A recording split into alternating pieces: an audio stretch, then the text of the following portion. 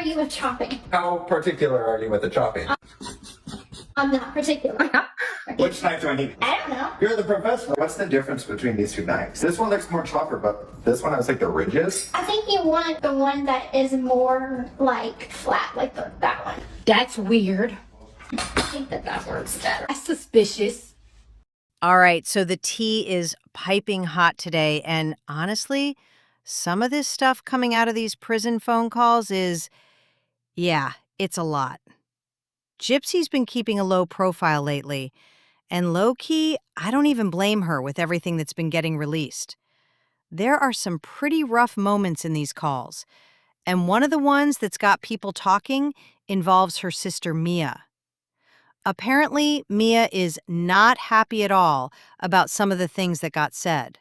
Gypsy Rose Blanchard is done. Now she for sure won't be invited to Mia's wedding. Not that I believe she would be anyway. A bunch of prison phone calls have just been released, bragging about how rich and famous she's going to be off of the unaliving. Gypsy Rose is not having a good month. Also, recently, we found out that she is not one of Mia's bridesmaids. Apparently, Ken broke up with her, but y'all, they break up and get back together all the time. Now, this via the Freedom of Information Act. There's one thing that Gypsy Rose didn't count on, and it's people caring enough about the case to dig into it, request these documents, request these phone calls and videos, and release them. If you don't... Okay, so picture this. Someone drops a video with one of these calls, and Mia hops in the comments. Somebody asks if she's seeing all this, and she replies something like, yeah, and she's actually disgusted that it was even said, and that anybody thought it was a good idea to post it. Someone else jumps in, saying they hope she and her fiancé can find peace, and the vibe is just heavy. At this point, Mia is just as bad as Ryan, because what do you mean? Why are they blaming the person who put the calls out? Why don't you blame the person talking in the calls? Your twisted, sick little freaky sister. I really don't understand why you guys put her on a pedestal because she was raised by Kristy and Ron Blanchard. I mean, can you imagine scrolling and hearing your own sister allegedly call you a little slut bag on a recorded prison call that's now floating around the internet? Oof, that's rough. Real talk, I feel for Mia on that one. Hearing family talk about you like that, especially when it's out there for the whole world, has got to sting.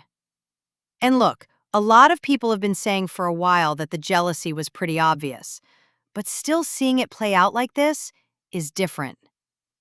Mia Blanchard is not very happy about the things that have been said by her sister, Gypsy Rose Blanchard, in these released prison phone calls. If you did not know, in one phone call, Gypsy Rose was calling her sister a little SLUT bag, and I'm going to let you hear another one in a second. But first, I want to show you the comment she left on the video that I'm about to share with you guys. So let me show you that first. So in the comment section of the video I'm about to share, Mia is commenting back to someone saying, is Mia seeing these? Mia says, yeah, and I'm actually disgusted that this was even said and that someone thought it was a good idea to post. And then someone said, I'm so sorry. I hope you and your fiancé can find peace and happiness, which we all know Gypsy will never have peace and happiness. But I don't blame Mia. I mean, she's hearing her sister saying all these horrible things about her, and it's being posted online. I mean, I know it's the FOIAs, the Freedom of Information Act. That's how all these prison phone calls got out there to begin with. But I mean, I do feel bad for Mia. But we all knew Gypsy is jealous and does not like Mia. It's obvious. But wait, that's not even the part that had me sitting up straight. There's another call floating around between Gypsy and Ryan, and this one gets messy fast. They're talking about their future kids that don't even exist yet, and the conversation takes a turn. They're joking around about nicknames, right? Cuddle Muffin, Snuggles, all that cute stuff. Then it shifts into them laughing about the idea that one of the kids could be special. And then the R word gets dropped. Ryan says it, and Gypsy starts, really laughing. The kind of laugh where it just keeps going. They're joking about naming a potential special needs kid something and treating it like a punchline. I gotta pause here for a second. Trigger warning if you've got kids with special needs, or if that language just hits different for you because, yeah, it's uncomfortable. But let me show you the video. She is the same way. My sister, I thought we talking about the time she once dated a 19-year-old. You dated a 19-year-old? How old was she? I think 15. Oh, God. I'm waiting for Mia to get knocked up. Thank God, she's on second birth control. And Dad was like, fuck no. And then Mom talked to him, and he's like, okay. So Wait, so they let it happen? Oh, no, so no. That would never happen to us, Gypsy. If we ever had a 15-year-old daughter, when we have a 15-year-old daughter, if she tries to date a 19-year-old guy, no, not going to happen. No, Ken, it wouldn't happen because at the age of 13, Gypsy would probably try to get you to take that child's V card. And it's very unfortunate that y'all actually have a daughter from Gypsy Rose Blanchard's womb. But anyways, like I said, I feel bad for Mia. She's seeing all of these, obviously. Anyways, what are y'all's thoughts?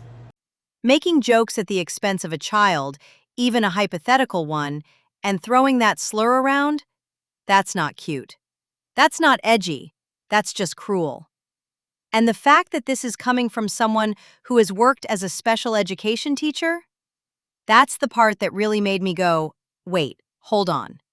You're telling me the same person who's been in classrooms with kids who need extra support is comfortable using that word about his own potential future child and laughing about it on a recorded call? That doesn't sit right. At all. No. Like, does Patrick want to do any of that? No, Patrick's not his fault. No, Patrick's like, no, son of a bitch promised me. No, Pat knows that if he does it, he goes to jail. Yeah. Pat's on federal probation. He can't fuck with that shit. But, Well, Pat's like, no, I ain't playing that mess. well, if Pat goes to jail, then Noah and now becomes ours again. Like, family again. Well, he still is ours. Just for record, like, he's still ours. You know who he lives with. Yeah, you know who he lives with. Oh, shit. Well, if he becomes ours again, he is ours, baby. He's still Mama Gypsy. The excitement in Gypsy's voice about being able to take somebody's child is disgusting, especially whenever you couple it with what I'm about to let you hear. This is her and Ryan talking about their future children. So I'm like, oh, what do you want me to say, cuddle muffin? And it just stuck. Yeah, you did. You said, would you rather me say something sweet like cuddle muffin? And I was like, I like that. Now, some people are connecting dots and wondering about Aurora. There's this theory floating around that maybe the microdeletion is genetic, and maybe, just maybe, that's part of why certain things about her stay more private. I'm not saying that's the reason. Nobody knows for sure. It's just a theory people are tossing around because of how casual that laughter was in the call. If someone's willing to crack jokes like that about a made-up kid, some folks are questioning how they'd handle the real thing. Again, pure speculation, but you can see why people are talking. And then it stuck, and then you became Snuggles because you'd always want to snuggle, want to come cuddle or snuggle. I was like, and then you're like, wow, you're cuddling up. I'm like, well, you're Snuggles. Yep. And then it stuck. I don't know how nicknames stick, baby. Yeah. Maybe Rylan or Renee will pee their pants all the time, and they'll be pee pants. Oh. They're like, here comes Cuddle Up and Snuggles and Mr. Pee Pants.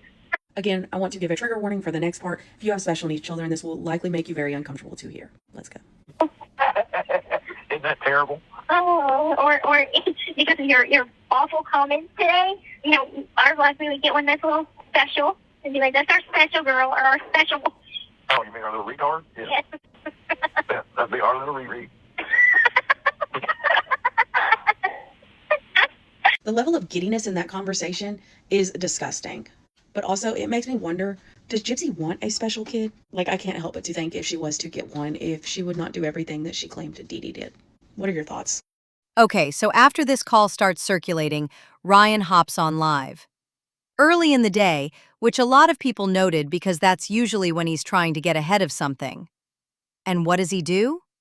He basically spends a good chunk of time saying, if you're offended by anything in the phone calls, blame the people who released them. Not him. He didn't give permission. He calls it a gross misuse of FOIA, says his privacy was violated, talks about how these were intimate conversations in the privacy of his home with his then-wife.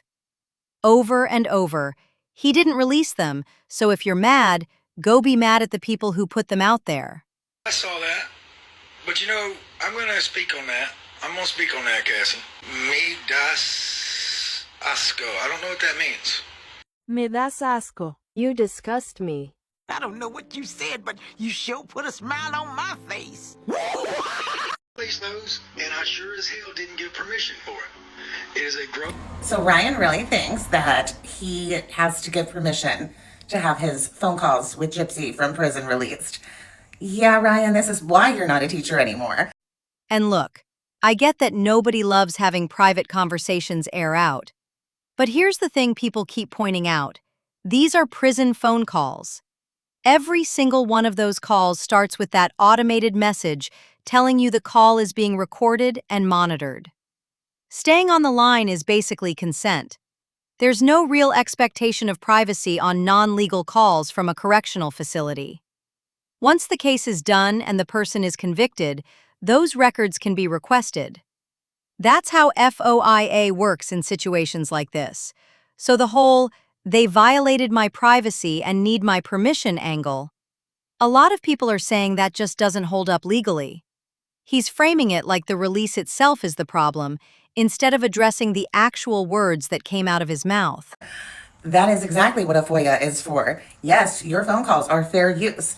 That's why when you used to talk to her in prison, you would hear that little recording every minute and a half or so, and you're on a recorded line and blah, blah, blah, blah, blah. That is because all of that is recorded. And you knew that when you made those phone calls. You are supposedly were a teacher. You should be a little smarter than that because clearly that is included in FOIAs if you ask for them. He also threw in some comments about cyberbullying and how you never know what people are going through, referencing that whole Paris Hilton family situation that was going around at the time. Which, okay. But then you've got people pointing out the way he talks about certain other people on a regular basis. And it starts to feel a little selective.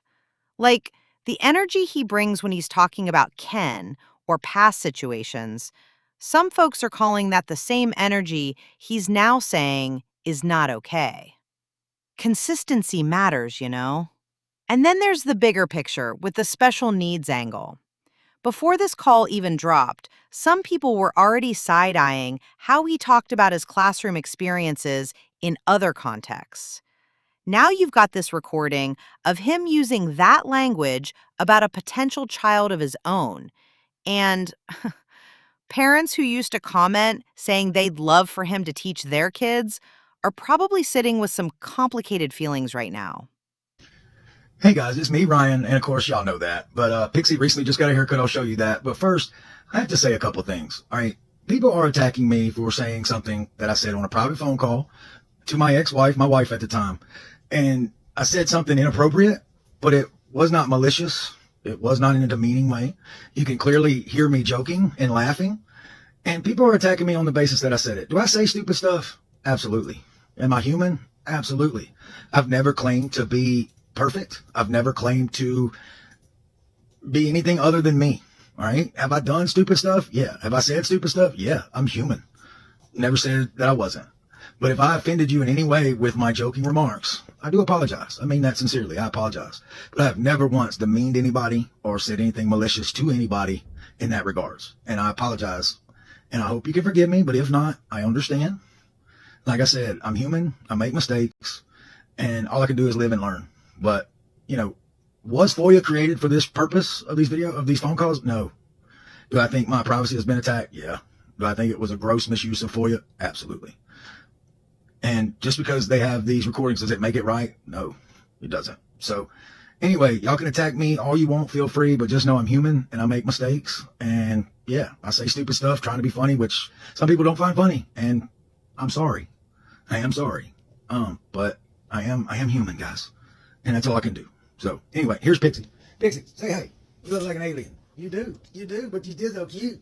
You look like an alien, but I still love you with your Fu Manchu. Anyway, y'all take it easy, and hope you're still Team Ryan. If you're a teacher working with vulnerable kids, the bar for how you talk, even in private, is higher. At least it should be. Joking about a kid being special and hitting them with that slur isn't something you can just wave off as private pillow talk when the person saying it has held that professional role. Ryan's response has basically been no real apology for the language itself. It's all deflection onto the people who obtained and shared the calls. Some creators have been saying he needs to take accountability instead of acting like the only problem is that the public heard it. And the fact that he previously pointed fingers at Ken for supposedly being the one who released stuff, yeah, that hasn't aged great either. If you're going to accuse somebody publicly and it turns out the process was legal and above board, maybe a public correction is the least that should happen. Gypsy Rose Alcida posted up a little video over there on the gram showing us how she got her another unnecessary procedure, her lips done. And well, I think it speaks volumes that Gypsy Rose is just over here showing how she got her lips done and all this shit when there are clips of her saying this. My boyfriend said this. You were just there and was along for the ride. Right. Pretty much. Hopped in the sidecar. Yep. And you go down Wait for it. And I had talked to my dad recently, and he had told me he has this producer from Los Angeles. He wants to do windows based on a true life story movie thing on me. And I did some research and started doing an attorney audit. Pays anywhere from $15,000 to $50,000. I will get paid for that. Yeah. That's badass. Yep. So I'm like, when I get out of here, I will be sad. I'm happy with that. You're gonna be rich and famous. Listen. Right. Like Anthony and all those other listeners. She said she was going to get out and be famous like Casey Anthony and all those other famous murderers. I told y'all this was never about shining light on her being a victim or her mom being abusive. It was always about Gypsy getting money and trying to become a famous murderer. Point blank period. Meanwhile, Gypsy's been quiet, which, again, with all this coming out at once, makes sense. Between the comments about Mia and the conversation with Ryan about future kids, it's a lot of messy energy landing in one place. People are saying the jealousy toward Mia has been an open secret for a while, and hearing the actual language used just confirmed what a lot of folks already suspected.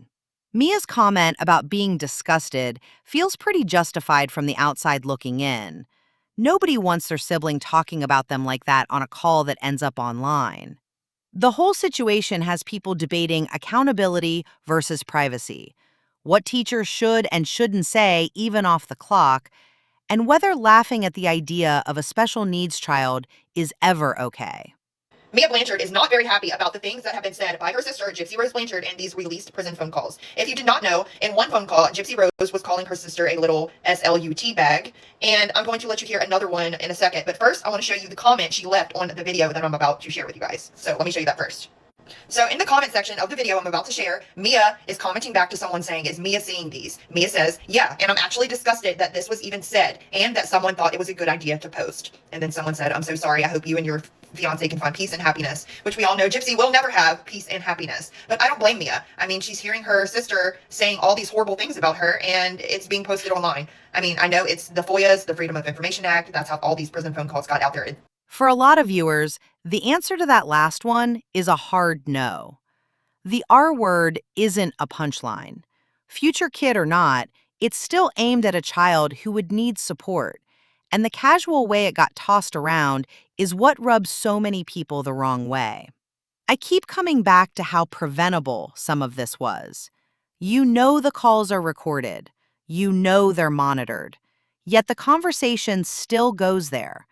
And then when it surfaces, the reaction is to blame the messenger instead of owning the words. That's the part that feels the most tone-deaf to a lot of people watching, especially coming from someone who has positioned himself as this caring, special ed-focused guy. The gap between the public image and the private recording is wide. To begin with, but I mean, I do feel bad for Mia, but we all knew Gypsy is jealous and does not like Mia. It's obvious. But let me show you the video.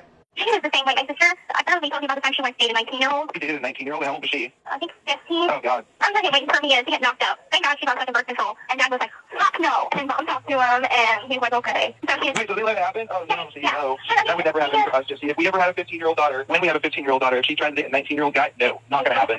No, Ken, it wouldn't happen because at the age of 13, Gypsy would probably try to get you to take that child's V card. And it's very unfortunate that y'all actually have a daughter from Gypsy Rose Blanchard's womb.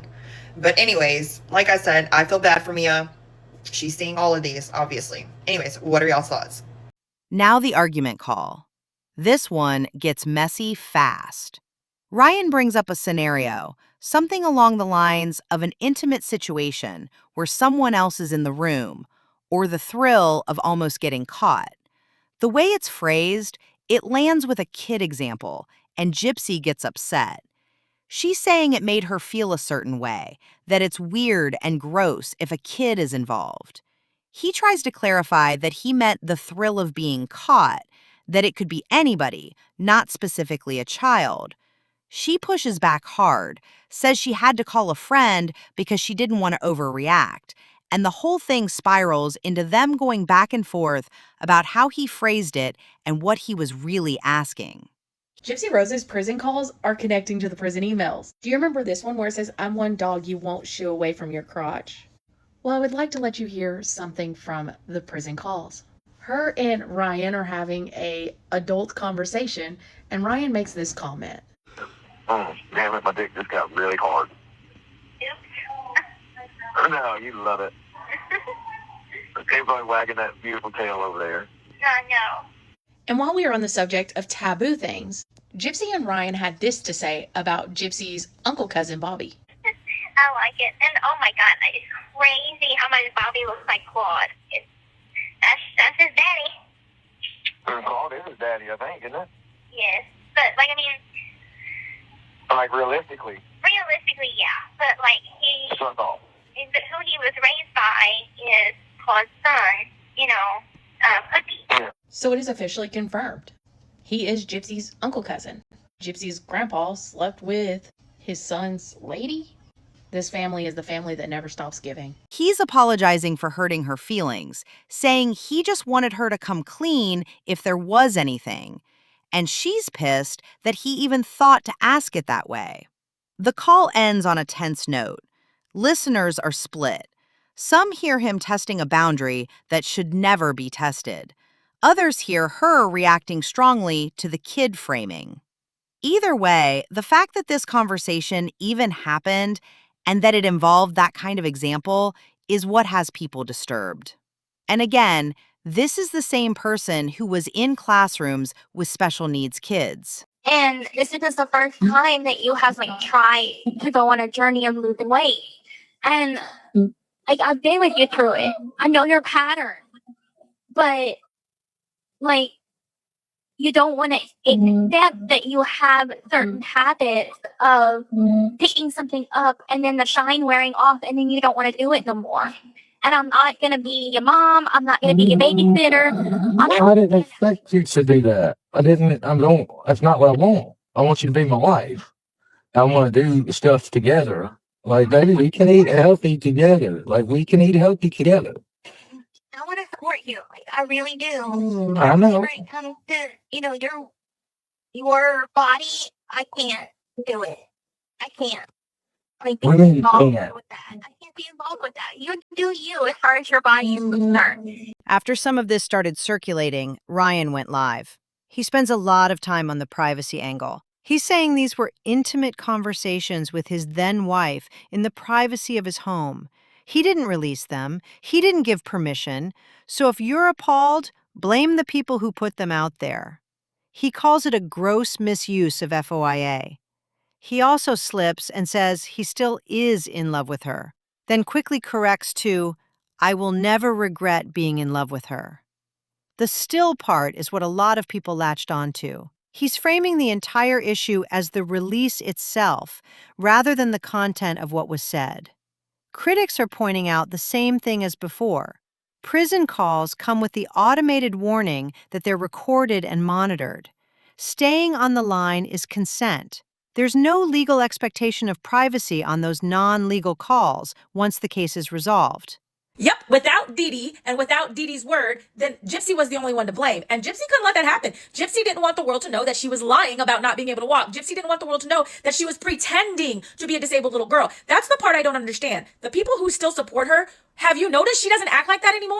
Her mother didn't make her act like that. She willingly did it. But let's get back to this comment right here. We saw Dee Dee's search history from right before Gypsy unalived her. She was looking for a home for Gypsy. She was looking for a way to get rid of Gypsy. And when I say get rid of her, I mean Dee Dee couldn't handle her no more. Gypsy has admittedly been a handful. She admitted to Nick she was hard to handle. She admitted that her mother was getting tired of her. She knew. But here's the deal. If Dee Dee wasn't part of the con anymore, if Dee Dee said, "I'm out," only Gypsy would be able to carry this out on her own. Without her mom, the truth would start coming out. How would she be able to keep up the con of being a mentally challenged little girl anymore? How would she be able to keep up the con of not being able to walk? She couldn't. And that's why she planned to unalive Dee Dee. That's why she wanted to get out of there with Nick. But that's why when Nick said, "Can't we just run away?" You have to remember, Nick tried several times to get her just to run away.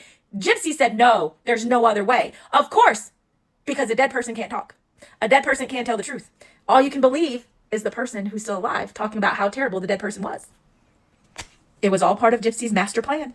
Deflecting onto the people who obtained them legally doesn't erase the words that came out. Switching over to some of the calls involving Kristy and Gypsy, these ones dig into family feelings about Dee Dee's afterlife. According to the recordings, Kristy is saying she doesn't know if Dee Dee is up in the pearly gates. She's talked to Christian people, including a deacon who's known her since she was little, and the consensus she's hearing is that if someone asks for forgiveness, that's where they'd be. But Kristy's pushing back on that. She's saying on her angry days, she's said Dee Dee has fought with the devil and taken over hell. She's laughing at points in the conversation. Gypsy's response is along the lines of, she did me wrong, I did her wrong, we're even. Kristy talks about forgiving for her own peace, not for Dee Dee's benefit, and about wanting to keep certain memories negative. People hearing these are saying it shows a lot of lingering bitterness and a willingness to keep the narrative dark. One thing that has become very clear in all these prison phone calls of Gypsy and Kristy and Rod and her attorney that the scamming, the conning, it never stopped. It never stopped. It just switched states and switched households. Some of these calls, you can hear Kristy talking about how, oh, well, you can't get paid from the documentary, but I can. So you just signed your life rights over to me, and then we're going to give that money to you. Yeah, they found them another little legal loophole to go through so that Gypsy Rose could make money off of her murder. In my opinion, it's not that different than the shit that Dee Dee was doing. Dee Dee was doing all that stuff to make Gypsy Rose's life better. They could go on trips so Gypsy could meet celebrities. Gypsy could be a public speaker. Here we have Kristy doing the same old thing, finding some legal loophole they can go through so Gypsy can get some money. That's all it's ever been about is money with Dee Dee, money with Kristy and Rod. Gypsy was living with Dee Dee. She called herself a local celebrity. And on these phone calls, she's like, oh, I'm famous. I'm going to be rich. No remorse in any of these calls. That's not what she's worried about. Hell, even in these calls, she's talking about all the viewers she got, how she got 6 million viewers on that article. She has not changed, not one bit. Same person she was in 2015, she is today. Because she's only ever been rewarded for her terrible freaking behavior. That's just my opinion. But for entertainment purposes and whatnot, but it's not all ledge. Y'all can hear it for yourself. She with the shit. Kristy's also been linked in other calls to conversations about rights and the story itself, trying to figure out ways to get certain things into the family name so there's potential to profit. The mask-slipping comments are what a lot of listeners are reacting to. The laughter, the heaven and hell talk, the we're even line. It's painting a picture of how some of these family conversations go when the public isn't listening. Putting it all together, the through line people keep coming back to is accountability versus deflection. Ryan's response has been consistent. The problem is the release, not the content. Gypsy seems to be in hiding due to all these prison phone calls being released right now, and honestly, I don't blame her. There are some pretty damning stuff coming out of these phone calls. Why you would say some of this stuff in a prison phone call when you know it's being recorded is beyond me. But hey, that's just me. I also haven't committed a huge major crime. But anyway, one of the things that stuck out to me is there is this one phone call between her and Ryan, and they are like making fun of their future non-existent children and laughing at the fact that they could be special or something. And then the R word is used by Ryan. And then Gypsy starts laughing like a hyena about this. Like she thinks that's the funniest thing, that their future child could be special and using that R word.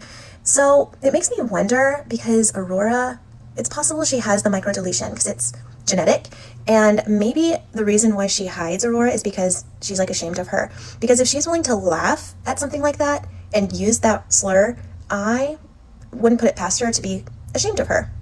You know what I mean? That's just a theory that I have. Who knows? The school call contradicts earlier claims about where the conversations happened. The language about future kids and the R word, the encouragement of the possessive spying energy, the argument over that intimate scenario, none of it is being owned in the lives. And on the Kristy side, the alleged comments about Dee Dee's afterlife and the we're even framing are sitting poorly with a lot of viewers who see it as cold.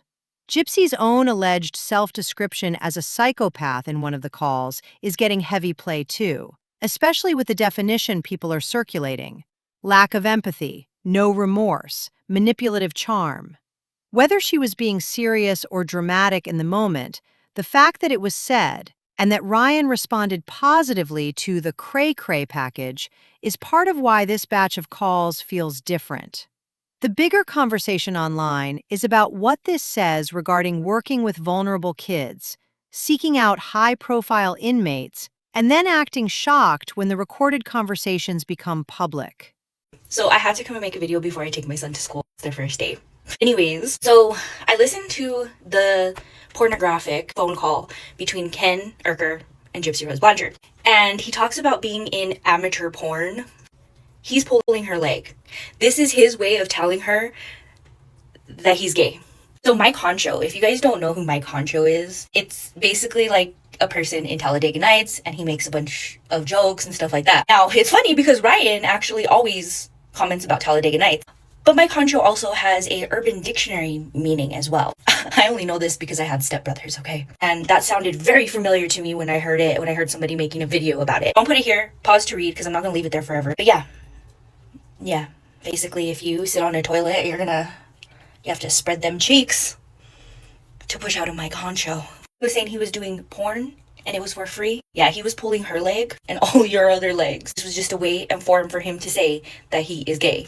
Prison phone calls aren't private.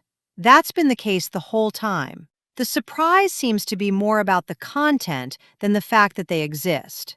And the pattern of laughing off certain topics, encouraging certain behaviors, then later saying, blame the people who released it, is what a lot of people are calling out as the real issue.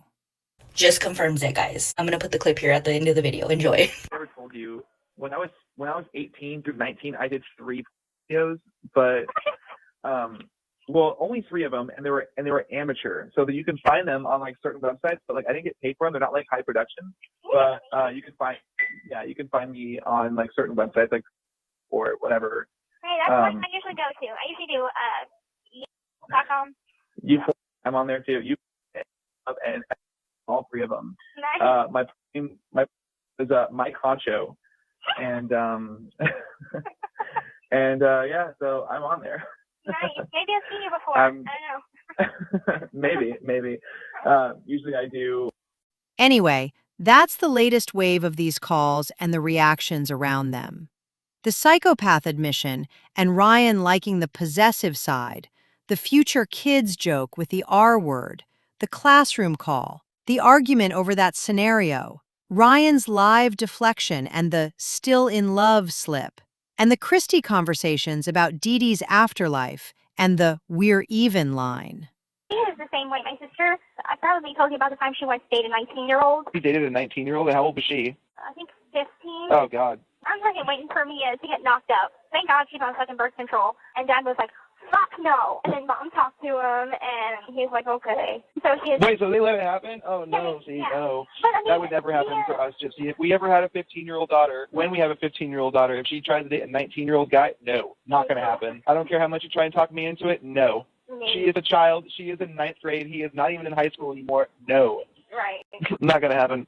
And especially if they're having sex, that's illegal. Like, it's illegal. I know. I mean, The age of consent. Right? There's an age of consent. Mom had told me that she had sex with him, and I think Mom's sister's dead. I'm like, oh my God. So. Yeah, he's technically committed a crime. He could technically be arrested and be a sex offender. Not that 4 years is much older than me, but when you think about it from a under the age of consent to a legal adult, it's just like could be an issue. Like a 20, 24-year-old, no big deal. 25 to 29-year-old, no big deal. 15 and 19-year-old, problem. Right. But I'm like so thankful that she's being safe and she's taking all the right precautions. It's a lot of alleged mess landing in one place. So what do y'all think? Drop your thoughts below. Where are you watching from? What time is it there? And how are you sitting with all this? Keep it respectful. And if you haven't already, like the video, subscribe, and turn on notifications. Appreciate you for rocking with me. Peace. See you in the next one.